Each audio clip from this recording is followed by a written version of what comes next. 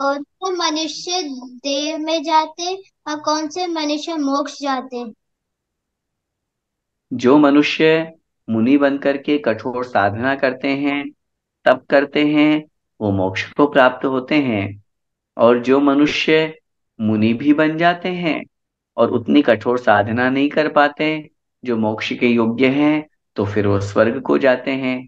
स्वर्ग जाने वाले मनुष्य जरूरी नहीं है कि सिर्फ मुनि बन करके ही स्वर्ग में जाया जाए।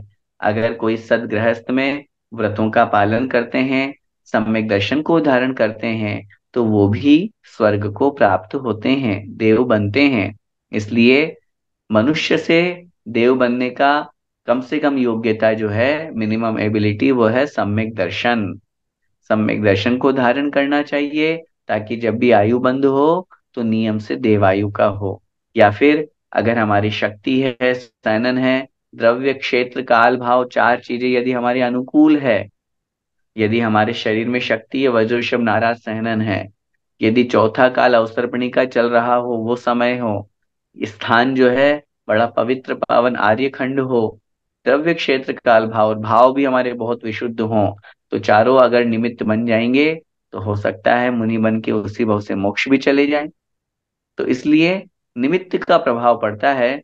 चार मुख्य निमित्त द्रव्य क्षेत्र काल भाव बताए गए हैं। वो अगर योग्य बन जाते हैं तो मोक्ष की भी प्राप्ति हो सकती है, और अगर वो योग्य न भी बन पाए तो कोई आपत्ति नहीं है। स्वर्ग मोक्ष न मिला, कम से कम स्वर्ग तो मिल गया। और स्वर्ग में भी हम भोगो भोग में नहीं फंसेंगे। हम तो वहां सम्यक दर्शन से युक्त होकर के जिनेंद्र भगवान की पूजा आराधना करेंगे, और अपना पूरा जीवन जो है अकृत्रिम जिनालयों के दर्शन करने में, समोषण की वंदना करने में, साक्षात विदेह क्षेत्र में जाके सिमंदर भगवान के समोषण में बैठ के उपदेश सुनने में, इन सब में अपना समय व्यतीत करेंगे, जो कि बहुत अच्छा है। कहने का तात्पर्य, धर्म करने से स्वर्ग और मोक्ष दोनों मिला करता है। हम दोनों में, दोनों हाथ में लड्डू है, स्वर्ग भी मिल सकता है, मोक्ष भी मिल सकता है। तो हमारा तो एक ही कर्तव्य है, हम तो धर्म किए जाएं, धर्म किए जाएं। धन्यवाद भैया जी। जय जिनेन्द्र।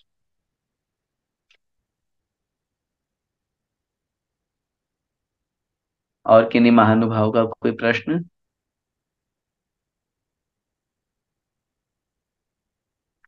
हेतल जी शाह। जय जिनेन्द्र पंडित जी। जय जिनेन्द्र। पंडित जी, अभी कहीं पढ़ने में आया था, मतलब ऐसे ही ग्रुप में ही कहीं पढ़ने में आया था कि जब ये छठे काल के अंत में जब बारिश होती है 49 डेज की, तब यहाँ की सारे जीव मर जाते हैं। तो वो इतने सारे जीव, मतलब एक इंद्रिय से लेके पंचेंद्रिय जीव कहाँ पर जाते होंगे, इतने सारे मर जाते हैं।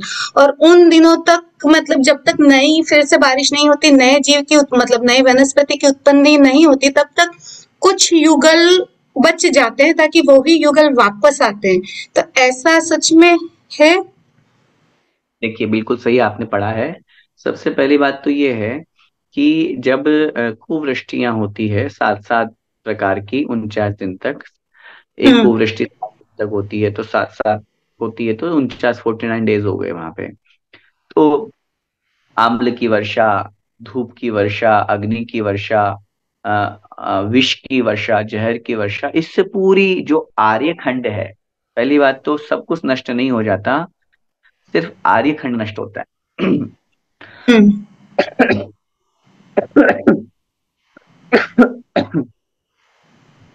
विकास भी अब पंडित जी, भैया जी को थोड़ा सा वो तबीयत ठीक नहीं है, खांसी वासी हो रही है, पानी वानी भी नहीं लेंगे तो नहीं आज नहीं, क्वेश्चन आंसर छोड़ दीजिए। वैसे भी अष्टमी है, एकादशन है हमारा, हाँ, तो वो तो रात में। भी आपको आराम से मिले पंडित जी, आपका भैया जी चेहरा देख के ऐसा लग रहा अब बोल दिया भाभी, चलने दीजिए, बोल दिया, बात हो गई ठीक, सुनिएगा, है। माइक म्यूट कर लीजिए। Thank you. बात जो चल रही थी, तो वो आर्यखंड जो भरत और एरावत क्षेत्र का है, वहां की उस आर्यखंड में परिवर्तन होता है। तो ये जो परिवर्तन हुआ सिर्फ आर्यखंड में हुआ। और इट्स ट्रू कि 72 जोड़े जो हैं उनको, और न केवल 72 को, अपितु और भी बहुत से मनुष्य मनुष्य और तिर्यंचों को वे विद्याधर लोग जो है वो विद्याधर पर्वत की गुफाओं में छिपा देते हैं। ओके। क्योंकि जैसे अपन आर्यखंड का जब मैप बनाएंगे तो उसके ऊपर विजयात पर्वत निकलता है, तो वहां की हाँ। गुफाएं बनी हुई होती है। तो उनमें वो विद्याधर के पास शक्ति होती है, तो उठा करके ले जाकर के वहां उनको रख देते हैं। तो 49 दिन वो निकालना है और 49 दिन ये वाले निकालना है। तो ऐसे करके 98 डेज वो उनका फूड वगैरह की भी आई थिंक व्यवस्था कर देते होंगे, या सारी की व्यवस्था उनके वो करके रखते हैं। तब उस स्थिति में और भी बहुत सारे मनुष्य और तिर्यंचों को वो छिपा देते हैं। लेकिन उनके अलावा शेष जो मनुष्य और तिर्यंच हैं, निश्चित रूप से वो मरण को प्राप्त हो जाते हैं। अब आप कह रहे हैं इतने सारे मनुष्य और तिर्यंच या एक इंद्रिय दो इंद्रिय आदि जीव मरते हैं तो कहाँ जाते होंगे? आर्य खंड के अलावा पूरी पूरी पृथ्वी भरी पड़ी है। हाँ, उसमें। एक इंद्रिय जीवों की बात करेंगे तो पूरे तीनों लोक में 95% तो स्थावर ही भरे पड़े हैं। हम्म। रसनाली कितनी सी है? एक राजू लंबी, एक राजू चौड़ी और कुछ कम 13 राजू। एक गुणित एक 13 करेंगे तो 13 घन राजू आएगा। और पूरा लोक कितना है? 343 घन राजू। 41। हाँ। तो 43 घन राजू लोक में सिर्फ 13 राजू में हमारे त्रस जीव हैं, और बाकी 330 घन राजू में स्थावर भरे पड़े हैं। और उस 13 योजन में भी, 13 राजू में भी अकेले स्थावर नहीं है, यहाँ भी तो त्रस जीव भरे पड़े हैं। तो त्रस जीवों का तो कहना ही क्या, कहीं भी पैदा हो जाएंगे। और दो इंद्रिय आदि जीव भी अपनी अपनी आयु के बंध के अनुसार वो प्राप्त करते हैं। वो भी एक इंद्रिय भी बन सकते हैं, दो इंद्रिय पंचेंद्रिय किसी भी रूप में अगर वो जाते हैं। तो आर्य खंड के अलावा इतने सारे म्लेच्छ खंड हैं, भोग भूमियां हैं, विदेह क्षेत्र में हमेशा चौथा काल रहता है, वहां पैदा हो जाएंगे। इसके अलावा पूरे 2.5 द्वीप तक कर्म भूमि काल की अपेक्षा से विभाजन कर लेना चाहिए। इसके अलावा स्वयंभू रमण द्वीप में आधा जो मगर द्वीप है स्वयंभू रमण द्वीप मगरमच्छ। का, उसके बाहर पूरा का पूरा जो है कर्म भूमि की व्यवस्था है। पूरा स्वयंभू रमण समुद्र पूरा का पूरा जो है वो कर्म भूमि की व्यवस्था है। तो वहां वो जीव वैसे पैदा हो करके और अपना समय व्यतीत करते हैं। तो इसलिए उसमें कोई आश्चर्य की बात नहीं है कि इतने सारे जीव मर जाते होंगे तो कहाँ जन्म लेते होंगे। वापस भी जब नए जीव पैदा होते हैं, समूर्छन जीव है, वातावरण हुआ, दूध की वर्षा हुई, कुछ चिकनाहट हुई, घी की वर्षा हुई, जीव पैदा हो गए, मक्खी मच्छर टिड्डी भोरा बन जाते हैं अपने आप में। वनस्पति अपने आप धीरे धीरे थोड़ी थोड़ी उगाती है। आप जंगलों में जाके देखो, एक लाइन से कतार से कितने पेड़ होते हैं। तो उन पेड़ों को कोई उगाने वाला गया वहां, कोई बीज बोने गया था, कोई खेती करने गया था जंगलों में? कोई नहीं गया, अपने आप ही पैदा हो जाते हैं बारिश से पानी से। तो जब बारिश पानी से अकेले से इतने सारे पेड़ पौधे बन जाते हैं, तो वहां तो दूध की, अमृत की, इन सब की धीरे धीरे वर्षा होती है, 7 7 दिन तक 7 7 प्रकार की। तो इससे वो सब चीजें अपने आप उत्पन्न हो जाती है, अपने आप प्रकट हो जाती है, ऐसा समझना चाहिए। तो ये जो 72 युगल जो बच जाते हैं उनके ऐसे कोई स्पेसिफिक कर्म भी रहते होंगे ना कि वो ही युग देखिए, ऐसा कुछ। कर्म तो उनकी अपना पुण्य कर्म बोलना चाहिए। इसके अलावा स्पेसिफिक कोई स्पेशल उनको इंगित नहीं किया जाता कि ये ही ठहरेंगे या ये ही रुकेंगे। अब उस समय जिनका पुण्य हो जाता है, पुण्य होता है, तो वो उठा ले जाते हैं, उनको बचा लेते हैं। बाकी जिनका पुण्य थोड़ा कमजोर होता है, समाप्त हो जाते हैं, ऐसा समझना चाहिए। ओके, धन्यवाद पंडित जी। जय जगन्नाथ। अरिहंत मित्र मंडल के नाम से। जय जिनेन्द्र पंडित जी। हाँ, जय जैन चंद्रगुप्त भैया। पंडित जी, अभी हेतल जी ने जो प्रश्न पूछा ना, उसी में थोड़ा सा उत्तर मुझे थोड़ा सा और समाधान चाहिए था। ये जो 72 युगल बनते हैं, जैसे अपना अभी पंचम काल है 20,000 ईयर्स का है, उसमें से अभी 18,000 साल बचे हुए हैं। उत्तरोत्तर कापोत लेशिया वाले ही लोग बचेंगे, पीत पद्मलेशा वाले तो बचेंगे नहीं। तो नियम से सभी जीव, तिर्यंच, मनुष्य, सभी जीव नरक ही जाएंगे। मतलब मेरी धारणा है, मैं वो बता रहा हूँ। तो नियम से सभी लोग नरक ही जाएंगे, ऐसी मेरी धारणा थी। और ये 72 युगल जो बचते हैं वो कहाँ पे जाएंगे, ऐसा कुछ है कि वो स्वर्ग जा सकते हैं या वो तिरंज जाएंगे? और देखिए, फिर मैं निवेदन करूं, चट्टम का। हाँ चंद्रगुप्त भैया, सुनिए। आपके प्रश्न को मैं थोड़ा सा बीच में डिस्क्लोज कर रहा हूँ। एक्चुअली अपन को थोड़ा सा ये पहले समझ लेना चाहिए कि जो काल का परिवर्तन होता है वो कब होता है। आप जो डिस्कस कर रहे हैं, ये काल का परिवर्तन अभी अवसर्पिणी पंचम काल और छठा काल खत्म होगा तभी आपने काल का परिवर्तन कर दिया। लेकिन काल का परिवर्तन अभी नहीं होगा। अभी तो अवसर्पिणी चल रहा है 6 काल ये, फिर वापस उत्सर्पिणी के 6 काल चलेंगे तब काल परिवर्तन होगा। एक अवसर्पिणी, एक उत्सर्पिणी, पूरे 20 कोड़ा कोड़ी सागर का एक कल्पकाल होता है। और जब ये एक कल्पकाल कंप्लीट हो जाता है तब एक बार प्रलय काल आता है। समझ में आई बात? समझ में आ गई पंडित जी। लेकिन मैं कहना क्या चाह रहा हूँ, पूछना क्या चाह रहा हूँ, जो 1000 वर्ष पूर्व मनुष्यों की जो मन की धारणा थी, वो काफ़ी कम परिग्रह वाले थे मनुष्य 1000 वर्ष पूर्व। और अभी 1000 के बाद में मैं देख रहा हूँ परिग्रह बहुत हो रहा है। तो इसकी धारणा है कि मनुष्य की गति भी अधोगति की ओर होगी। और अगर मैं 18,000 वर्ष के बाद में अगर देखूंगा, तो वहाँ के मनुष्यों की प्रवृत्ति तो बहुत ही हमेशा कंटिन्यूअस खाते रहेंगे। तो ये नियम से नरक ही जाने वाले जीव होंगे ना। तो 72 देखिए, युगल जो बचेंगे वो भी नरक वाले ही युगल होंगे। देखिए, पहली बात तो ये आपने बहुत अच्छी बात रखी है कि धीरे धीरे लोगों की कषाय रूप प्रवृत्ति बढ़ रही है। इट्स ट्रू, ये तो मानना पड़ेगा। पंचम काल जो है ये पापी जीवों का काल है, शास्त्रों में ही लिखा हुआ है। पंचम काल में पैदा होने वाला जीव नियम से मिथ्या दृष्टि होता है। पंचम काल में पापियों की अधिकता होती है, पुण्यात्मा जीव बहुत कम होते हैं। आज भी देख रहे हैं, पहले भी देख रहे थे और आगे भी हम देख रहे हैं कि कषायवान जीव ज्यादा हैं। तो धीरे धीरे जैसे जैसे जैसे और काल का डिमोशन होता जाएगा, काल का परिवर्तन होगा, धीरे धीरे पंचम काल में भी और आगे आगे बढ़ते जाएंगे, तो कषायों की अधिकता होगी। और कषायों की अधिकता होगी तो तदनुसार उन जीवों को अगली आयु प्राप्त होगी। हम नियम तो नहीं बनाएंगे, क्योंकि आचार्यों ने ये कहीं पर भी नहीं लिखा कि पंचम काल के जीव नियम से नरक जाएंगे। हाँ, उन्होंने ये लिखा पंचम काल में जन्मा हुआ जीव मोक्ष नहीं जा सकता, तो चारों गतियों में जा सकता है। तो इसलिए हम नियम तो नहीं बनाएंगे, क्योंकि इसी पंचम काल के अंत तक जब सच्चे मुनि, सच्चे आर्यिका, सच्चे श्रावक और श्राविका रह सकते हैं, तो वो भी अपनी आत्मा का कल्याण करके स्वर्ग को प्राप्त करेंगे। तो इसलिए ये नियम तो नहीं बनाएंगे, क्योंकि अंत, पंचम काल के अंत तक में नाम दिया है ना मुनि, आर्यिका, श्रावक और श्राविकाओं का। तो इसलिए नियम नहीं बनाएंगे कि सब नरक में ही जाएंगे। हाँ, जिनकी जैसी कषाय, तीव्र कषाय वाले जीव, वो नरक नियम से नरक या तिर्यंच गति के पात्र होंगे। आज भी अपन देखते हैं वर्तमान में भी कि सब लोगों का जब अपन रेशो लगाएं, तो आज भी बड़े सज्जन लोग भी हैं और तीव्र कषाय लोग भी हैं।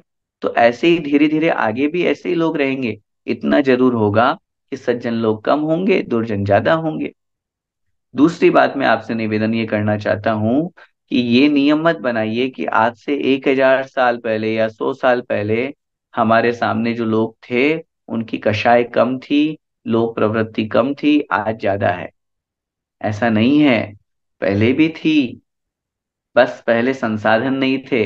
पहले लोगों को जानने देखने में, दूर आने जाने में, तो वो सब चीजें, स्थितियां थी, संसाधन कमजोर थे। तो इस वजह से उनके पास जो था वो उसमें ही अपने आप को संतुष्ट कर लिया करते थे। आज लोगों के पास में मीडिया है, लोगों के पास में ये सब चीजें हैं, तो वो एक संग्रह की प्रवृत्ति, मानता हूँ बढ़ी है, वृद्धि को ही प्राप्त हुई है। लेकिन इतना भी ज्यादा हम नहीं कहेंगे कि पहले के लोगों में थी ही नहीं। अगर नहीं थी तो चौथे काल की अगर अपन बात करेंगे तो वो तो पूरे 6 खंड को जीतना चाहते थे चौथे काल वाले तो। चौथे काल की अगर कथाएं पढ़े अपन, सब राजा महाराजा, बगल का राज्य का राजा जो है वो अपने बगल वाले समीप वाले राज्य पे निगाह डालता था, हमेशा आक्रमण करता था, मैं उसको भी छीन लूं, मैं उसको भी अपने अधीन कर लूं। आज भी यही तो कर रहा है पाकिस्तान, कश्मीर को लेकर के, मेरे मेरे अंडर में आ जाए, मैं अपने पास में ले लूं। तो ये सब चीजें जो हैं, कषाय पहले भी थी, अभी भी है। फर्क इतना है, हाँ पहले से ज्यादा है, आगे और ज्यादा होने वाली है, क्योंकि काल ऐसा ही आने वाला है। लास्ट में आपने जो फिर बोला कि फिर जो 72 जोड़े रहेंगे उनकी कषाय कैसी होगी, फिर वो कहाँ जाएंगे। मैं निवेदन फिर करना चाहता हूँ, 72 जोड़े जो हैं, ये 72 जोड़े मैं कह रहा हूँ अभी काल परिवर्तन नहीं होना इस छठे काल के बाद में। अभी इस छठे काल के बाद में तो वापस उत्सर्पणी का पहला काल प्रारंभ होगा, और फिर उत्सर्पणी का 1 2 3 4 5 6 वो बीत जाएंगे, तब वहां पर काल परिवर्तन होगा। पूरा एक कल्प काल बीत जाने के बाद में काल परिवर्तन हुआ करता है। तो वो जो 72 जोड़े होंगे वो होंगे भोग भूमि के, और वो भोग भूमि के 72 जोड़े जो हैं वो नियम से देव पर्याय को प्राप्त होते हैं, क्योंकि जो भी भोग भूमि में जन्म लेता है वो नियम से देव पर्याय को प्राप्त होता है। जो सम्यक दृष्टि होते हैं वो वैमानिक देव बनते हैं, और जो मिथ्या दृष्टि भोग भूमि या जीव होते हैं वो भवनत्रिक देव बनते हैं, लेकिन नियम से जाते देव पर्याय में। पंडित जी, समाधान पहले वाला प्रश्न का हो, मतलब पहले वाला जो क्वेश्चन था उसका हुआ। अभी हमारा अवसर्पिणी काल है, तो दुष्मा काल का जीव 72 जोड़े, वो दुष्मा में ही उत्पन्न होगा, वो भोग भूमि में कैसे उत्पन्न होगा? मैं भोग आपसे भूमि निवेदन मतलब कर रहा सुषमा हो हूँ, गया ना वो। दुष्मा काल जो अवसर्पणी का छठा काल है, उसमें कौन से 72 जोड़ों की बात कर रहे हैं आप? वहां तो कोई काल परिवर्तन की बात ही नहीं कही है, वहां तो कोई 72 जोड़े छिपाने काल की वो बात ही नहीं 49, कही है। तो वो 49 डेज का जब दुष्मा काल होगा। ना ना, वो दुश्मा में नहीं होगा, मैं वही निवेदन कर रहा हूँ। दुश्मा के बाद वापस उत्सर्पणी का दुश्मा आएगा, उसमें करेक्ट। कोई चेंजेस नहीं होगा। तो उसमें कितने जीव बचेंगे? बात जो फिर दोबारा चालू होगा तब। कितने भी बच सकते हैं, उसमें कोई नियम नहीं है। जैसे एग्जाम्पल समझिए, पंचम काल समाप्त, चतुर्थ काल समाप्त हुआ और पंचम काल प्रारंभ हुआ, जैसे यहाँ चेंजेस हुआ पता ही नहीं चलेगा अपन लोगों को। तो जैसे दिन बदल रहा है ऐसे ही काल बदल जाएगा। पंचम काल समाप्त होगा, छठा काल प्रारंभ होगा, पता ही नहीं चलेगा। छठा काल 21,000 वर्ष का चलेगा, 21,000 वर्ष समाप्त हो जाएंगे, और वापस उत्सर्पणी का पहला काल जो दुश्मा ही रहेगा वो बदल जाएगा, अपने को पता ही नहीं चलेगा। वहां किसी 72 जोड़ों को बचाने की बात नहीं है, फिर वहां वो कोई एसिड की विजयादशमी पे बारिश 72 जोड़े। हाँ फिर जी। एसिड की बारिश, अग्नि की बारिश, वो कब होने वो वाली है? मैं वही तो कह रहा हूँ आपको, मैं वही समझा रहा हूँ। वो अग्नि की बारिश, क्षार की बारिश यहाँ नहीं होना अभी। वो कहाँ पे होगी? वो उत्सर्पणी के छठे में होगी,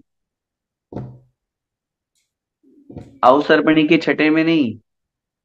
आपने माइंड में एक इमेज बनाइए, एक काल चक्र बनाइए, ठीक है, हाँ। गोल। ओके। उसके बीचों बीच में 2 डिवीजन कीजिए, कर दिया। बिल्कुल। अब उसमें 6 पार्ट कीजिए, 2 डिवीजन किया जो एक डिवीजन में 6 पार्ट कीजिए। कर दिया। पहला सुखमा सुखमा, सुखमा सुखमा दुखमा, दुखमा सुखमा, दुखमा और दुखमा दुखमा। ये हम्म। हुआ हमारा अवसर्पणी, डिमोशन चल रहा है नीचे से करेक्ट। ऊपर से नीचे तक। करेक्ट। फिर इधर जो आधा पार्ट बचा उसमें भी वापस 6 पार्ट कीजिए, दुखमा दुखमा, दुखमा, दुखमा सुखमा, सुखमा दुखमा, सुखमा और सुखमा सुखमा। हम्म। तो ये ऊपर की तरफ जा रहा है। हाँ, तो ये जैसे तो यहाँ से हाँ। शुरू, ये सुनिए, यहाँ से शुरू होकर के और पूरा ये जब खत्म होगा तब काल परिवर्तन होगा। ओके।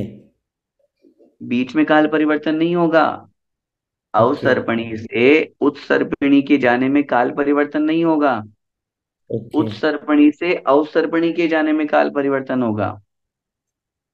ओके, मतलब ये बारिश सिर्फ भोग भूमि जीवों को ही देखने को मिलती है, उत्तम जी भोग बिल्कुल। भूमि के जीवों को। हाँ जी। Okay. Clear clear, very clear Pandit ji. Hmm. धन्यवाद धन्यवाद पंडित जी। ठीक। Next question Puneet Jived. ये लास्ट क्वेश्चन रहेगा आज के सेशन का। जय जिनेन्द्र पंडित जी। जय मेरे हिंद भैया। 2 क्वेश्चन है, पर मैं एक ही पूछता हूँ, लास्ट क्वेश्चन है तो।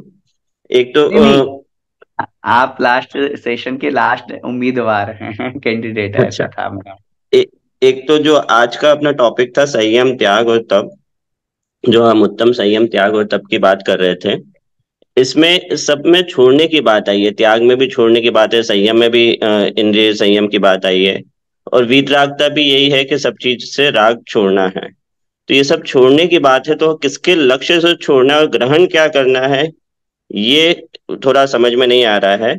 और अगर सिर्फ छोड़ने की बात है तो मतलब क्या जैन धर्म भी शून्यता पे बिलीव करता है कि हम हमारा जो ध्यान है वो शून्य हो जाएगा, जो कि बुद्ध धर्म मानता है? अगर ऐसा है तो जैन धर्म और बुद्ध धर्म में क्या अंतर है? नहीं, देखिए, बहुत बहुत बहुत अंतर है। पहली बात तो, कहाँ जैन धर्म और कहाँ बौद्ध धर्म, हम दोनों की तुलना अगर करने का भाव रख रहे हैं तो ये हमारे लिए बहुत बड़ी, यूं कहिए कि अज्ञानता हम कहेंगे इसको सबसे पहले तो। क्योंकि छोड़ने का मतलब शून्यता तक पहुंचाना हमारा उद्देश्य नहीं है। उत्तम संयम धर्म की बात करें या उत्तम तप धर्म की बात करें या त्याग धर्म की बात करें, और मैं तो कह रहा हूं इन सबसे भी ऊपर उठ करके आकिंचन्य की बात करें, क्योंकि वहां तो कुछ है ही नहीं है, शरीर भी मेरा नहीं है। तो शरीर मेरा नहीं है तो इसका मतलब हम शरीर को छोड़ थोड़ी रहे हैं। मेरे वाक्य पे ध्यान दीजिएगा। शरीर मेरा नहीं है, मैं शरीर के प्रति ममत्व का त्याग करता हूं, इसका मतलब मैं शरीर का त्याग नहीं करता। क्योंकि शरीर माध्यम खलु धर्म साधनम, आकिंचन्य धर्म का पालन करने वाले मुनि महाराज शरीर के प्रति ममत्व छोड़ते हैं। वो ये नहीं सोचते हैं कि मैं शरीर को छोड़ दूं। अगर मैं शरीर को छोड़ दूंगा तो मैं साधना कैसे करूंगा? अगर मैं शरीर को छोड़ दूंगा तो इस औदारिक शरीर से ही मुझे परमोदारिक शरीर की प्राप्ति होगी। अगर मैं शरीर को छोड़ दूंगा तो मैं मुनि पद में कैसे रह पाऊंगा? वो शरीर को छोड़ने की बात नहीं करते, वो शरीर के प्रति ममत्व की छोड़ने की बात करते हैं। मुझे शरीर से राग नहीं है, मुझे शरीर को रचना पचाना नहीं है, मुझे शरीर को ठीक है, अभी मेरी स्थिति है साधना करने की, इस शरीर के माध्यम से मुझे साधना करनी है। और आगे जाकर के उस शरीर से भी जब ममत्व छूट जाता है तो ब्रह्मचर्य, जैसा कि परिभाषा में अपन ने पढ़ा, निश्चय रूप ब्रह्मचर्य, आत्मस्वरूप में लीनता। आत्मस्वरूप में लीनता होने का मतलब हमने जो जो सब पदार्थ पर पदार्थ थे सबको छोड़ दिया। पर पदार्थ को छोड़ा है, आत्म पदार्थ को नहीं छोड़ा। अगर हम ये कहेंगे सब छोड़ दो, सब छोड़ दो, सब छोड़ दो, सब छोड़ दो, शून्य हो जाएंगे, ये तो बौद्धों की मूर्खता है। ये तो बौद्ध धर्म है। वो आत्मा को भी नहीं पकड़ रहा, वो स्वतत्व को भी नहीं पकड़ रहा। वो तो कह रहा उसको भी छोड़ दो। वो तो कह रहा शून्य है, सब कुछ खत्म है, सब क्षणिक है, सब नष्ट है, कुछ भी नहीं है। अगर इस धारणा को हम लेकर के चलेंगे तब तो फिर आत्म तत्व की प्राप्ति भी नहीं हो पाएगी। और हमारे हर वीतराग धर्म में, हर धर्म में एक ही उद्देश्य है, आत्म तत्व की प्राप्ति। आत्मा को नहीं छोड़ा। आत्मा के अलावा जितने भी पर पदार्थ हैं, आप 12 भावनाओं का स्वरूप पढ़िए सर्वार्थ सिद्धि में, आप अन्य 10 धर्मों के बारे में कार्तिक अनुप्रेक्षा में पढ़िए।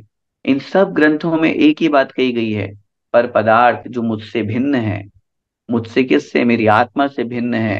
ये शरीर भी मेरा नहीं है, मैं क्यों इसे अपना माने बैठा हूं? मुझे प्रत्यक्ष में दिखाई देने वाले ये पर पदार्थ, मैं इन सब में क्यों उलझाऊं, क्यों राग करता हूं? इन सब को छोड़ने की बात कही गई है।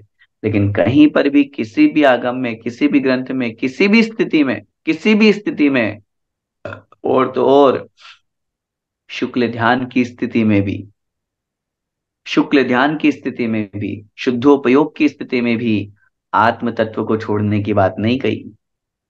आत्म तत्व को तो पकड़े रहना है। पूरे षटकारक किसमें घटा है? आत्मा में। आत्मा, आत्मा को, आत्मा के द्वारा, आत्मा के लिए, आत्मा में स्थिर होकर के आत्मा का ध्यान करना। आत्मा को नहीं छोड़ा। चाहे आचार्य भगवान कुंद कुंद स्वामी महाराज का समय सार हो, चाहे प्रवचन सार हो, नियम सार हो, कोई सा भी ग्रंथ हो, मैं तो कह रहा हूं जब 13वें गुण स्थान में केवली भगवान भी हैं, वो भी आत्म स्वरूप में लीन है। उस समय वो आत्मा का ध्यान कर रहे हैं, आत्मा को नहीं छोड़ा। भले ही व्यवहार में कह रहे हैं वो तो सर्वज्ञ है। आचार्य भगवान कुंद कुंद स्वामी महाराज ने प्रवचन सार में एक बहुत अच्छी गाथा लिखी, दो गाथाएं लिखी उन्होंने। उन्होंने वहां पर लिखा, जानति पश्यति सव्वम व्यवहार नयन केवली भगवम, जय कोई भणई एवं तस्य किम दूषणम होई। जानति पश्यति अपाणम एव केवली भगवम, नव जाने सव्वम, जय कोई भणई एवं तस्य किम दूषणम होई। वहां दो गाथा लिख करके तीसरी गाथा में समाधान किया। पहले दो गाथाओं का अर्थ समझिए। उन्होंने क्या लिखा, केवली भगवान सब कुछ जानते देखते हैं। अगर यदि कोई ऐसा कहता है तो उसको क्या दोष है? सही तो है, केवली भगवान सर्वज्ञ है कि नहीं है, तो सब कुछ जानेंगे देखेंगे। दूसरी गाथा में उन्होंने कहा, नहीं, केवली भगवान सब कुछ नहीं जानते देखते, वो तो आत्मा को जानते देखते हैं, आत्म स्वरूप में लीन है। यदि कोई ऐसा कहते हैं तो क्या दोष है? तो आचार्य महाराज कहते हैं, दोनों अगर अलग अलग बोलोगे तो एकांत से दोष आ जाएगा। तो फिर क्या बोले, जानति पश्यति सर्वम व्यवहार नयन केवली भगवम, केवल नाणी जानति अपाणम चेव निच्छेदो। निश्चय से केवली भगवान सिर्फ आत्मा को जानते हैं और व्यवहार से सर्वज्ञ हैं, सब कुछ जानते हैं। यदि हम सर्वज्ञ नहीं मानेंगे तो फिर सर्वज्ञता पर केवली भगवान पर प्रश्न चिन्ह लग जाएगा, और यदि हम उनको आत्मज्ञ नहीं मानेंगे तो फिर तो भी केवली भगवान पे प्रश्न चिन्ह लग जाएगा। तो कहने का मेरा तात्पर्य है, केवली भगवान सर्वज्ञ भी हैं और आत्मज्ञ भी हैं। लेकिन चूंकि जब हम निश्चय, या आप जो बात कह रहे हैं, अगर हम उस बात को पकड़े, अभी व्यवहार नय के सर्वज्ञता को छोड़ दें, छोड़ना उस रूप में नहीं है, क्योंकि अगर हम बोल देंगे नहीं व्यवहार नहीं तो झूठा है, व्यवहार नहीं तो है, तो बहुत बड़ा प्रश्न चिन्ह खड़ा हो जाएगा। अगर व्यवहार नहीं झूठा है तो केवली भगवान की सर्वज्ञता भी झूठी हो जाएगी। और सबसे पहले परिभाषा यही पढ़ाई जाती है, और यही पढ़ी जाती है जो वीतरागी सर्वज्ञ और हितोपदेशी हुआ करते हैं। खैर, तो जो बात आप कह रहे हैं, मैं तो कह रहा हूं केवली भगवान उस आत्म तत्व में लीन है, आत्मा को नहीं छोड़ा उन्होंने केवली अवस्था प्राप्त करने के बावजूद भी। और तो और वो केवली भगवान जब तीसरा शुक्ल ध्यान करते हैं, चौथा शुक्ल ध्यान करते हैं, आचार्यों ने लिखा, वहां प्रश्न उठाया, कितना सुंदर प्रश्न उठाया है उसमें धवला जी में। उसका अर्थ हमने हिंदी में पढ़ा था गोमट सार जी में। वहां उन्होंने कहा, ध्यान का मतलब तो होता है एकाग्र चिंता निरोधो ध्यानम। अब जब सर्वज्ञ है तो एकाग्र चिंता निरोधो कैसे हो पाएगा, एक ही वस्तु पर मन कैसे एकाग्र होगा? तो उन्होंने उत्तर दिया, भैया ये तीसरा और चौथा शुक्ल ध्यान तो केवली की उपचार से कह रहे हैं, वास्तव में तो वो तो आत्म ध्यान कर रहे हैं, आत्मा का ध्यान कर रहे हैं, आत्मा में लीन है। तो इसका मतलब 13वें और 14वें गुण स्थान में भी केवली भगवान आत्मा को पकड़े हुए हैं, क्योंकि केवली भगवान ही आत्मा है और आत्मा ही केवली भगवान है। अब और आगे की बात करूं, ये तो संसारी अवस्था, और तो और सिद्धालय में जो सिद्ध भगवान हैं वो भी आत्म स्वरूप में लीन। और जब आत्म स्वरूप में लीन है, अपनी आत्मा आत्मा के द्वारा आत्मा को जान रहे हैं, तब हम कैसे कह दें कि वो शून्यता की ओर हो गए? शून्यता में तो कुछ भी नहीं है, सब खत्म। और शून्यता में तो आदमी पागल हो जाता है। ये मानसिक बीमारी है शून्यता की, है ही नहीं कुछ शून्यता। ये तो लोगों ने कह दिया शून्यता, क्या होती है शून्यता? आप जाकर के बताओ, शून्य का चिंतन करके बताओ, शून्य कुछ होगा ही नहीं। और जिस दिन अपना माइंड शून्य हो जाएगा उस दिन पागल घोषित कर दिए जाओगे। शून्य हो ही नहीं सकता। अपन अपने संसार में रहेंगे, अपने पास मति ज्ञान श्रुति ज्ञान है, कुछ ना कुछ चिंतन चलता रहेगा, कुछ ना कुछ सोच चलता रहेगा, कुछ ना कुछ विचार चलता रहेगा। शून्य कैसे हो सकता है आदमी? और आत्मा, आत्मा का तो स्वभाव ज्ञान दर्शन है, शून्य तो होने का सवाल ही नहीं है। इसलिए पुनीत भैया, बौद्ध धर्म और जैन धर्म की कंपैरिजन किसी भी दृष्टि से नहीं की जा सकती।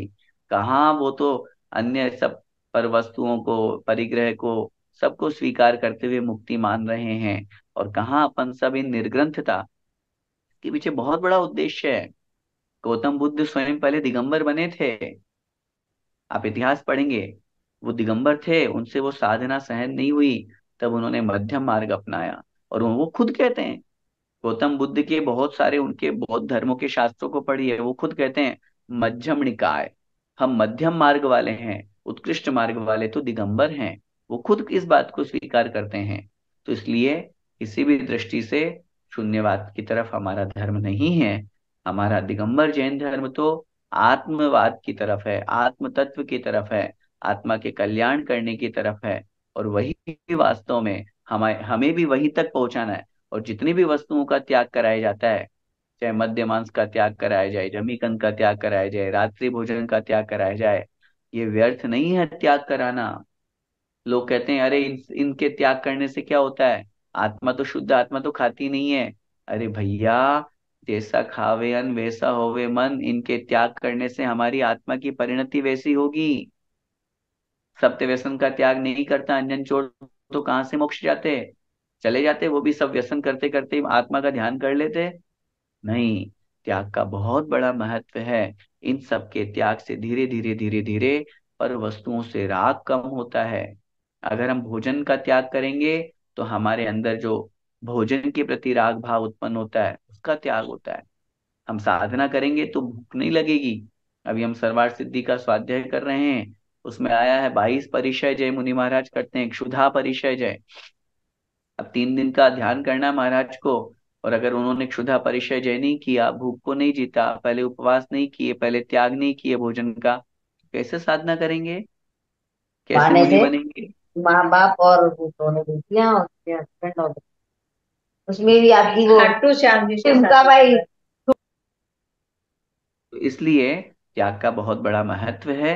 त्याग के माध्यम से ही उस आत्म तत्व तक पहुंचा जाता है। इसलिए अपन उस त्याग को अपना करके, पर पदार्थों के प्रति ममत्व, इन सब का त्याग करके और फिर आत्म तत्व को प्राप्त करें, यही अपने धर्म का सार है। तो पंडित जी, क्या ऐसा कह सकते हैं कि जो दसों धर्म हैं उनको उत्तम इसलिए कहा गया है कि उसमें आत्मा के लक्ष्य से वो दसों धर्म किए जाते हैं, इसलिए उसको उत्तम कहते हैं? क्या कोई यह बात सही आपत्ति है? नहीं। हाँ बिल्कुल, कोई आपत्ति नहीं है, ऐसा भी बोल सकते हैं, एक तो परसेंट भी मतलब दिक्कत नहीं। आत्मा को ग्रहण करना और पर वस्तु को त्याग करना, दो चीजें, उसमें ग्रहण भी है और त्याग भी है। देखिए वो तो होगा ही होगा, कहीं पर भी किसी भी सिक्के के दोनों पहलू होंगे। अगर हम दिन की बात कर रहे हैं तो रात होगी ही होगी, अगर हम ग्रहण की बात कर रहे हैं तो त्याग की बात तो होगी होगी। ग्रहण के बिना त्याग नहीं हो सकता। मैं उदाहरण दूं, मैं पढ़ा रहा हूं, इसका मतलब कोई पढ़ रहा है। भाई, वाक्य तो सप्रतिपक्ष भूत होगा ना, सामने से विपरीतता से तो युक्त होगा ही होगा। तो क्या तो वो जैसे कहने, जब हम उपवास करते हैं तो उपवास के दिन जैसे हम ऑफिस जाते हैं, या कई लोग मूवी चले जाते हैं, कई लोग घूमने चले जाते हैं, कई लोग इधर उधर बातें करते रहते हैं, तो क्या वो उपवास कहलाएगा फिर? देखिए इस विषय में मैं पहले भी बोल चुका हूं, और अभी आपने कहा है तो मैं फिर रिपीट कर रहा हूं। इसका नाम उपवास नहीं है। मात्र भोजन के छोड़ने का नाम उपवास नहीं है। उपवास का मतलब होता है समीप, उप माने समीप में, वास माने निवास करना। किसके समीप में निवास करना? सिनेमा के समीप समीप में है, टीवी बीवी के आत्मा के। समीप में, आत्मा के समीप में, धर्म के समीप में निवास करना।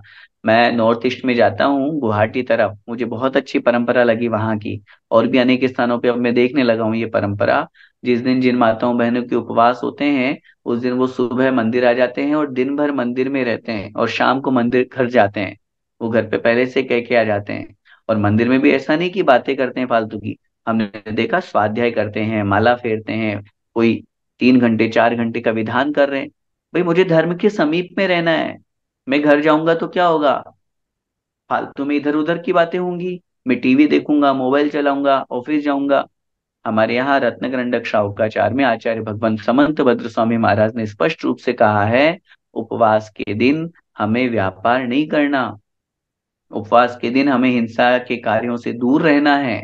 तो इसलिए मैंने पहले एक एग्जाम्पल दिया था, आदरणीय बड़े पंडित जी ने ये उदाहरण सुनाया था, बेनाना साहब ने। एक व्यक्ति थे आगरा के, तो उन्होंने एक दिन ऐसे ही को प्रसंग में उनसे पूछा कि आप उपवास के दिन क्या करते हो? बोले पंडित जी उपवास के दिन बढ़िया, मेरा दिन बहुत अच्छा निकलता है। बोले क्या करते हो? बोले मैं 4 शो देखता हूँ, 9 से 12, 12 से 3, 3 से 6 और 6 से 9, और 9 बजे आके सो जाता हूँ। बढ़िया, पूरा दिन बहुत अच्छा निकल गया मेरा, भूख की याद ही नहीं आई मुझे, और आके सो गया और अगले दिन। अब बताओ हम उसको उपवास कहेंगे? सिर्फ भोजन के त्याग का नाम उपवास नहीं है, कषायों के त्याग का नाम उपवास है, पाप के त्याग का नाम उपवास है, विषयों से विरक्ति का नाम उपवास है। अगर ये हुआ है तो वास्तव में भोजन छोड़ना उपवास कहलाएगा। अन्यथा आप तो डॉक्टर के कहने पे, अपने फिजियोथेरेपी वाले के कहने पे, अपने शरीर की बॉडी को मेंटेन करने वाले के कहने पे आप भोजन छोड़ दीजिए, उसमें कौन सी बड़ी बात है? इसलिए हकीकत तो यही है, हमें इनकी तरफ भी ध्यान देना चाहिए। मात्र भोजन ही नहीं छोड़ना, लेकिन हम ये भी नहीं कहेंगे कि जो भोजन छोड़ रहा है वो कुछ नहीं कमा रहा। 10, 20, 30% अपने परिणामों से कुछ तो पुण्य कमा रहा है, लेकिन हमें 100% कमाना है तो उस परिभाषा को भी जानना जरूरी है। ठीक है, जय जैन पंडित जी। एक और क्वेश्चन था, पूछ लूं कि टाइम हो गया हाँ है? हाँ, पूछ लीजिए। आपने विनय के बारे में बताया था कि सबकी विनय करना चाहिए। तो हम हमारे यहाँ विनय की काफी महत्वता भी है, और कहा भी जाता है विनय ददाति विनय, विद्या विनयम ददाति विनय, ददाति। विनयम ददाति पात्रताम। ठीक है। पर उसके साथ ही एक जैन फिलॉसफी ऐसी है जिसमें मिथ्यात्व के एक भेद में विनय मिथ्यात्व करा दिया है, और विनय मिथ्यात्व का हवाला देके हम जैनी दूसरों को बोलते हैं कि आप सदगुरु के प्रवचन में मत जाओ, आप दूसरे इनके वहां पे मत जाओ, दूसरे मंदिर में मत जाओ। तो ये मिथ्यात्व के नाम पे जो विनय है उसका क्या मतलब होता है? नहीं, देखिए, सबसे पहली बात तो विनय अलग चीज है और वैनयिक मिथ्यात्व अलग चीज है। जिसे हम विनय मिथ्यात्व भी बोल सकते हैं, वो तो एक प्रत्यय लग गया तो वैनयिक नाम हो गया। हम दोनों को एक अलग अलग रूप में देखें। एक गुण है और एक दोष है। विनय एक गुण है और विनय मिथ्यात्व एक दोष है। आचार्यों ने विनय मिथ्यात्व की परिभाषा में स्पष्ट रूप से लिखा है। और ये बात आपने जो कही है, इट्स ट्रू कि आज हमारे जैन लोगों में ये मिथ्यात्व बहुत बहुत बहुत ज्यादा पॉपुलर हो रहा है। पॉपुलर होने का मतलब बहुत ज्यादा लोग इसको करते हैं, इसको मिथ्यात्व ही नहीं मानते। कितने लोगों के मुंह से मैं सुनने को हमको मिलता है, अरे हमारे लिए तो सब बराबर है भाई। देखो, हम तो रामचंद्र जी को भी मानते हैं, हम तो आदिनाथ भगवान को भी मानते हैं, हम तो महावीर भगवान को भी मानते हैं, हम तो फलाना को ढिकाना को सबको मानते हैं, हमारे लिए तो सब बराबर है। तो भैया, अगर आप सबको एक तराजू में एक समान तोलोगे तो फिर कैसे आप वीतरागता और सरागता की पहचान कर पाओगे, भेद कर पाओगे दोनों में? फिर कहाँ वीतरागी भगवान? आप कितने लोगों के घर में हमने देखा जहाँ वीतरागी आदिनाथ भगवान, महावीर भगवान, इन सब की फोटो है, दिगंबर मुनिराज की फोटो है, वहीं बगल में सरागी मिथ्या देवी देवताओं की फोटो भी लगा दी उन्होंने, जहाँ उनका आरती का पूजा का स्थान बना रखा है। कितने लोगों को हमने देखा, उनके जो पूर्वज हैं उनकी फोटो भी भगवान के बगल में बैठा दी उन्होंने। तो इसलिए दोनों में बहुत अंतर है। जहां किसी सदगुरु की बात हो या यूं कहें वस्त्रधारी की बात हो, तो निश्चित रूप से वो मिथ्यात्व की कोटि में है। ये अपन सब बहुत अच्छी तरह से जानते हैं कि सच्चे देव, सच्चे शास्त्र और सच्चे गुरु के स्वरूप में अपन ने पढ़ा है कि जहां पर सग्रंथता होगी, जहां पर परिग्रह होगा, वहां पर वीतरागीपना प्रकट नहीं होगा। और जहां वीतरागीपना प्रकट नहीं है, जहां परिग्रह है, वहां अगर आप उनके प्रवचन सुनोगे, आप उनके आवास में आओगे जाओगे, आप नमोस्तु करोगे, आप प्रणाम करोगे, तो नियम से विनयिक मिथ्यात्व का दोष लगेगा ही लगेगा, 100% लगेगा। अरे हम क्या मना कर रहे हैं? आचार्य उमा स्वामी महाराज क्या कह रहे हैं? तत्वार सूत्र पढ़िए और उसकी टीका पढ़िए, सर्वार सिद्धि। उसमें जब उन्होंने सम्यक दर्शन के अतिचारों का वर्णन किया, शंका, कांक्षा, विचिकित्सान्य दृष्टि प्रशंसा संस्तव सम्यक दृष्टि रतिचारा, अन्य दृष्टि प्रशंसा और अन्य दृष्टि संस्तव। अन्य दृष्टि का मतलब अन्य मत, वीतरागी मत के अलावा अगर और जितने भी मत हैं वो सब अन्य दृष्टि में आएंगे, अन्य मत में आएंगे। और उनकी यदि हमने मन से भी प्रशंसा करी है तो हमारे सम्यक दर्शन में दोष लग गया। वचनों से हमने स्तुति कर दी, हमारे सम्यक दर्शन में दोष लग गया। मैं आपको एक तो क्या छोटा सा कोई उदाहरण देता हूँ, सुनिए। कोई सदाचार का पाठ पढ़ाता है या कोई सुनिए मोटिवेशनल सुनिए स्पीकर है, हमारी हम बात। उनका अगर सुनने जाए तो हमको दोष लग जाएगा? वो धर्म की दृष्टि से अगर आप जा रहे हैं तो नियम से दोष लगेगा। सदाचार का पाठ तो बहुत से लोग स्कूल में टीचर भी पढ़ाते हैं, हम ये थोड़ी ना करें कि वहां मत जाइए। बात धर्म की दृष्टि की आ रही है। एक होती है सामाजिक दृष्टि, आप लोग व्यवहार में जा रहे हैं, उठ रहे हैं, बैठ रहे हैं, कोई आपत्ति नहीं है। एक होती है धर्म की दृष्टि। उदाहरण समझिए, आप सामने वाला कोई अदर कास्ट का व्यक्ति है आपसे, आप उससे जय जिनेन कर रहे हैं, वो उसने आपको पलट के जय श्री राम कहा, आपने भी कह दिया जय श्री राम।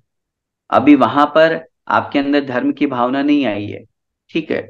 चलते चलते लोग, जहां भावना आ जाएगी तो दोष है। मैं भावना नहीं आई है वो वाला एग्जांपल दे रहा हूँ। आप उसके साथ में उठ रहे हैं, बैठ रहे हैं, व्यवहार कर रहे हैं, भोजन आदि कर रहे हैं, सब है, सामाजिक का व्यवहार है। लेकिन कल को ना वो कहे मेरे यहाँ सुंदरकांड का पाठ है भैया, आपको आना है। अगर आप वहां पर उपस्थित होते हैं तो नियम से मिथ्यात्व का दोष लगेगा, क्योंकि वहां धार्मिकता है। वो धार्मिकता के कारण से आपको बुला रहा है, धार्मिकता का आपको प्रसाद देगा, धार्मिकता का आपको वहां पर भोजन कराएगा, धार्मिकता में आपको आरती देगा। आपको आरती उतारनी है नहीं उतारनी वो आगे की बात है। आप वहां पहुंच गए इसका मतलब आपने मन से प्रशंसा कर दी। मैं एक छोटा सा उदाहरण आपको दे रहा हूँ आचार्य भगवंत का, उससे शायद बहुत जल्दी समझ में आ जाएगा। रामटेक की बात है, आचार्य श्री संघ सहित विराजमान थे। कुछ अन्य साधु जो भगवा वस्त्रधारी थे, हिंदू परंपरा के बिलोंग करने वाले, वो आचार्य श्री के दर्शन की भावना लेकर के वहां पर पहुंचे। लोगों ने कहा भाई कहाँ, बोले हमें आचार्य श्री के दर्शन करना। पहुंचे आचार्य श्री के दर्शन करते समय आचार्य श्री ने भी बताया ये साधु जो है अमरकंटक तरफ रहते हैं, साधना किया करते हैं, बहुत ठीक है अपने हिसाब से। आशीर्वाद लेने आए, ठीक है, नमोस्तु किया। उन्होंने कहा, उनमें से एक साधु ने, महाराज हमें आशीर्वाद दीजिए, हम इधर नागपुर जबलपुर इस तरफ छोटे छोटे गांव में, सब गांव में जाएंगे और वहां पे लोगों को गीता का पाठ पढ़ाएंगे, उनको रामायण सिखाएंगे, उनको हम अपने वैदिक धर्म का ज्ञान कराने के लिए जा रहे हैं। आचार्य श्री ने कुछ नहीं कहा, आशीर्वाद में हाथ भी नहीं उठाया, बिल्कुल जैसे बैठे थे वैसे आचार्य श्री बैठे रहे। थोड़ी देर बाद फिर दूसरे साधु ने कहा, महाराज जी आप हमें आशीर्वाद दीजिए ना, हम ऐसा अपने धर्म का प्रचार प्रसार करने जा रहे हैं। आचार्य श्री ने कुछ नहीं कहा, बिल्कुल शांत बैठे रहे। देखना, अन्य दृष्टि प्रशंसा और अन्य दृष्टि संस्थव, इस अतिचार का आचार्य श्री कितना ध्यान रखते हैं। लगभग 2 3 4 5 मिनट हो गए। अब उन लोगों को लगा कि आचार्य श्री तो कुछ बोल नहीं रहे, तो आचार्य श्री ने ही बोला, अच्छा आप लोग जा रहे हैं तो लोगों को आप सिखाना शाकाहार क्या होता है। देखो खूब लोग मांसाहार करते हैं, आजकल बहुत लोग मद्यपान करने लगे हैं, शराब पीने लगे हैं, कितना गंदा होता है। आप उनसे मांसाहार छुड़वाओ, उनसे नॉनवेज, उनसे ये सब चीजों के। तो आचार्य श्री ने कहा आप उनसे शराब, अंडा, मांस, मछली इनका त्याग कराना। तो उन सबने कहा हाँ आचार्य श्री जरूर, जी जय महाराज जरूर, ठीक ठीक महाराज, आशीर्वाद आशीर्वाद आशीर्वाद। अब देखो इस छोटे से दृष्टांत में कितना बड़ा हमारे सामने सम्यक दर्शन घटित हो रहा है और कितना स्पष्ट मिथ्यात्व से वो दूर हो रहे हैं, ये घटित हो रहा है। उन्होंने आशीर्वाद अपने धर्म के प्रचार प्रसार का नहीं दिया, हिंदू धर्म के प्रचार प्रसार का। उन्होंने आशीर्वाद दिया शाकाहार का प्रचार प्रसार, अंडा मांस मछली छुड़वाओ, इसका प्रचार प्रसार, इसका आशीर्वाद है। कितनी छोटी सी बात है, अब लग रही है छोटी सी, लेकिन अपने मिथ्यात्व हमारे मेरे अंदर अन्य दृष्टि प्रशंसा का भाव ना आ जाए। आपने जो बात कही है सदाचार का पाठ, मैं कह रहा हूँ सदाचार का पाठ तो अब मोबाइल ही सिखा रहा है आजकल, टीवी सिखा रहा है आजकल, कोई भी व्यक्ति सिखा रहा है। सदाचार का पाठ तो ये कपड़े पहनने वाले अपन लोग, कोई कौन कौन नहीं सिखा रहा बताओ। और वो सदाचार निकला कहाँ से ये भी तो समझो। और वो जो सदाचार का पाठ पढ़ा रहा है वो कितना सदाचारी है, उस पर भी प्रश्न चिन्ह लगाना पड़ेगा। तो इन सब बातों पर विचार करना है। एकमात्र किसी के प्रवचन अपन को अच्छे लगने लग जाएं, या कोई बहुत अच्छी बातें बता रहा है, ब्रह्मा कुमारी आजकल खूब चल रहा है, बीके शिवानी एग्जाम्पल दे रहा हूं मैं आपको। अब वो तो बात तो बहुत अच्छी करती है, अब आपको अरे नहीं नहीं सुनना चाहिए, मैं तो उसका प्रवचन सुनता हूँ, नियम से मिथ्यात्व का दोष लगेगा। आपने अन्य दृष्टि प्रशंसा कर दी, अब आप बोलोगे मैं कौन सा उसको पूजने जा रहा हूं। आप उसको पूजने नहीं जा रहे हैं, लेकिन आपने उसको स्वीकार कर लिया। मैं कह रहा हूं उससे कई गुना कई गुना कई गुना अच्छे कोई भी स्पीकर हो, चाहे कोई भी प्रवचन करने वाले हो, हमारे दिगंबर साधु है ना, हमारे मुनि महाराज है ना, हमारे शास्त्र है ना, आप उनको पढ़िए ना। हम क्यों दूसरों की तरफ आकर्षित हो रहे हैं? अपने धर्म को छोड़ करके, अपने धर्म के शास्त्रों को पढ़ना छोड़ करके अगर हम अन्य को पढ़ना सुनना चाहते हैं, तो इसका मतलब या तो हमारे में कमी है या हमारा ज्ञान अधूरा है। अरे भाई ये तो विचार करो, अनादिकालीन धर्म तो जैन धर्म ही था, ये सब निकला तो जैन धर्म से ही है।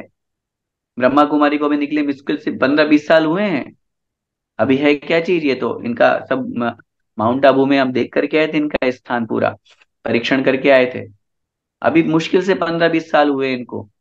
अब ये धीरे धीरे धीरे धीरे ये एक धर्म के रूप में कन्वर्ट हो जाएगा। उनके यहाँ जो एक शिव बाबा बने हुए हैं, जैसे साईं बाबा की आपकी फोटो लगने लग गई, मूर्तियां बनने लग गई, मंदिर बनने लग गए, ऐसे इनके मंदिर बनने लग जाएंगे, इनका एक अलग संप्रदाय हो जाएगा, इनमें शादी भी आपस में होने लगेंगे, हम ये वाले हम वो वाले।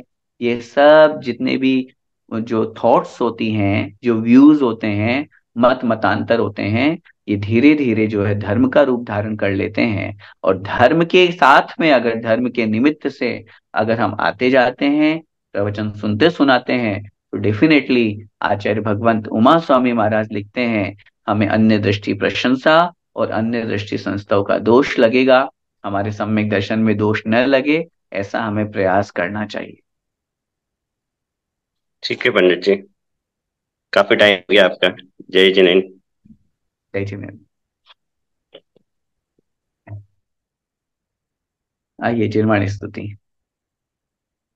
जा वाणी के ज्ञान ते सूझे लोकालोक, सो वाणी मस्तक नमो सदा देतूं ढोक। हे जिन वाणी भारती तो ही जपू दिन रैन, जो तेरा शरणा गहे सो पावे सुख चैन। देव भजूं अरिहंत को गुरु सेवा निर्ग्रंथ, दया धर्म पालूं सदा यही मोक्ष का पंथ। नौबाणी।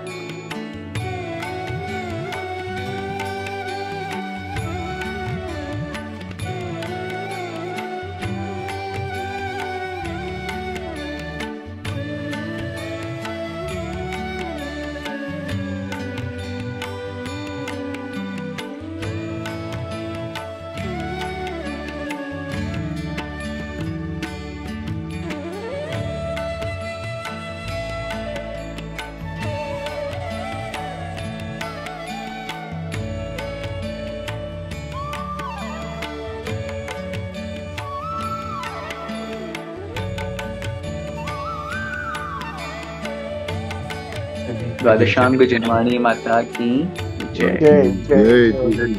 शिरोमणि आचार्य भगवंत श्री विद्यासागर जी महामुनिराज की जय। गुरुदेव निर्यापक श्रवण मुनि पुंगव श्री सुधा सागर जी महाराज की जय। दीपक महामुनिराज की जय। जय जिनेन्द्र।